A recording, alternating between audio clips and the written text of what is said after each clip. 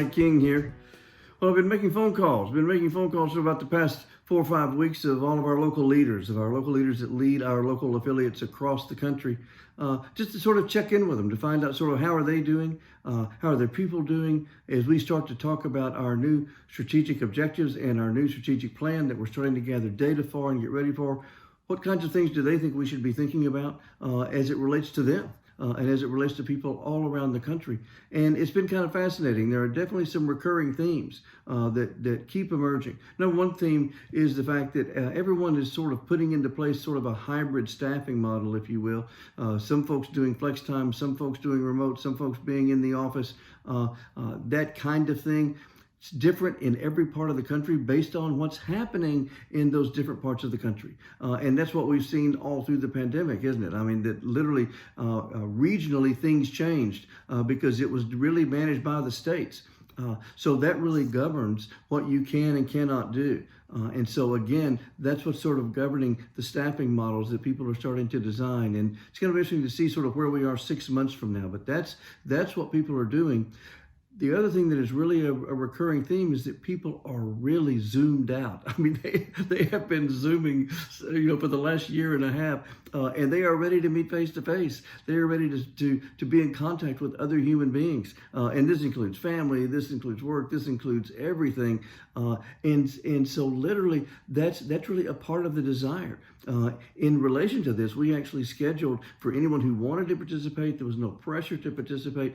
A summer gathering for our CEOs from around the country and all the different affiliates to come together in Texas and have some conversation and dialogue and reconnect, if you will. We've got about a dozen folks planning to participate in that out of 30.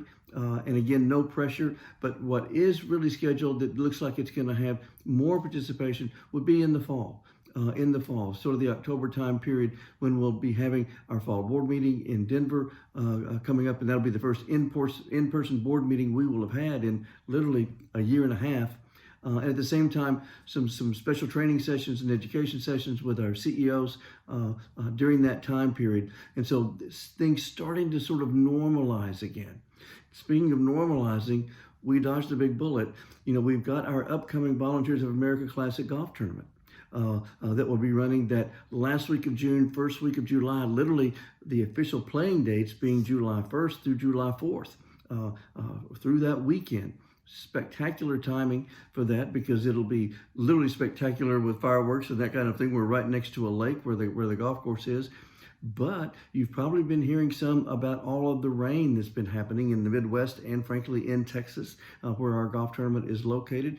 And our golf course has a lot of water on it. It's got flooding happening and literally has been sort of saved by the quick action by our tournament manager and board member and head of Outliers Marketing, who really manages our tournament, Andy Bush, has called out the Corps of Engineers to start bailing water tomorrow, literally bailing water tomorrow and pumping that water out of there to save that course. So we were going to have to move the dates of the tournament, which would be really tough to do just 4 weeks out from it. But big thank you, big shout out to Andy Bush and all of his team and their response, and Mike McCabe and the people at the golf course at Old American and the Tributes Club. Tremendous activity on their part, great work on our behalf. And because of that, we're going to have lots of exposure from our golf tournament. You're going to be seeing lots of advertising on NBC and the Golf Channel about Volunteers of America, helping build that brand. So thank you so much. We've been blessed a little bit this week by all of this, and we've been blessed by all of your work in the trenches, truly saving lives every day. God bless you.